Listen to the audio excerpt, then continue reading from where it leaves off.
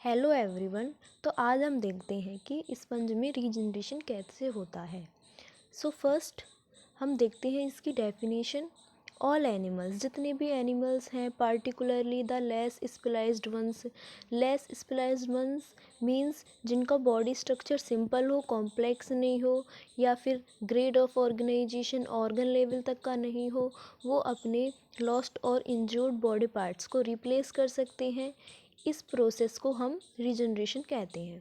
The power of regeneration is greater in simple tissue and simple animals. Sponge which have low grade of organization exhibit high degree of regeneration power। Sponge जिसके पास low grade of organisation होता है, जैसे कि cellular level तक या tissue level तक, वो क्या करते हैं, एग्जिबिट करते हैं high degree of regeneration power या हाई डिग्री का रीजनरेशन दिखाते हैं। थस एपिथेलियल टिश्यू वो क्या करती हैं, regenerates readily, whereas highly differentiated tissue such as muscle और नर्व टिश्यू, उनके पास लिमिटेड पावर होती है रीजनरेशन की। So sponge are undoubtedly the best at regeneration.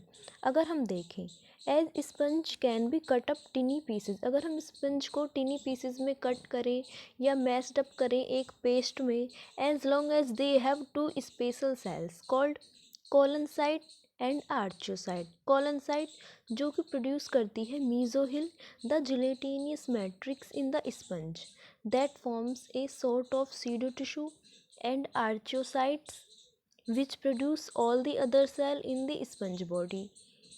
The sponge will survive, जब तक इसके पास ये दो सेल होंगी, the sponge will survive and reform into the spongelet and then into an adult sponge।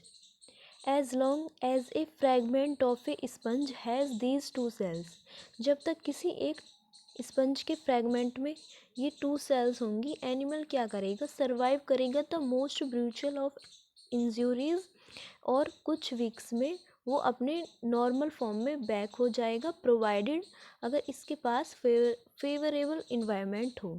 This feature makes sponge one of the most awesome animals ever. So इसको समझने के लिए कई एक्सपेरिमेंट दिए गए, इनमें से एक हम देखते हैं, विल्सन एक्सपेरिमेंट। स्पंज में रीजनरेशन को देखने के लिए विल्सन ने 1907 में एक एक्सपेरिमेंट दिया था। इसके according, if a sponge is chopped into small pieces, अगर हम स्पंज को चॉप करें, स्मॉल पीसेस में कट करें, and then run through a meat grinder, उसको हम मीट ग्राइंडर के थ्रू रन करें, and then squeezed through a fine blotting cloth, एक ब्लोटिंग क्लॉथ की हेल्प से उसको स्क्यूज़ करें, तो जितनी भी सेल्स हैं वो एक दूसरे से सेपरेट हो जाएंगी। स्पंज की जितनी भी सेल्स हैं एक दूसरे से वो सेपरेट हो जाएंगी, एंड कुछ टाइम के बाद ये जो डिसयूनाइटेड सेल्स हैं वो फॉर्म करेंगी स्मॉल अग्रीगेट्स और स्पंजलेट। इन ए कोर्स ऑफ सेवरल डेज, कुछ दिनों में ये जो स्पंजलेट हैं उनमें क्या फॉर्म होने लग जाएंगे, canal, flagellated chambers and skeleton, और ये एक न्यू स्पंज में ग्रो हो जाएगा।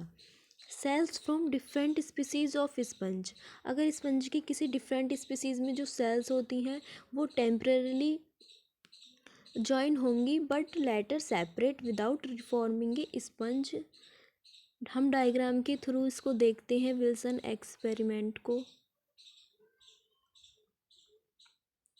इसको रीजनरेशन को स्पंज में देखने के लिए और भी एक्सपेरिमेंट दिए गए। According to the experiment conducted by Bergquist, if a tissue if grafted into a sponge from another sponge of the same species, the host and the graft will grow together.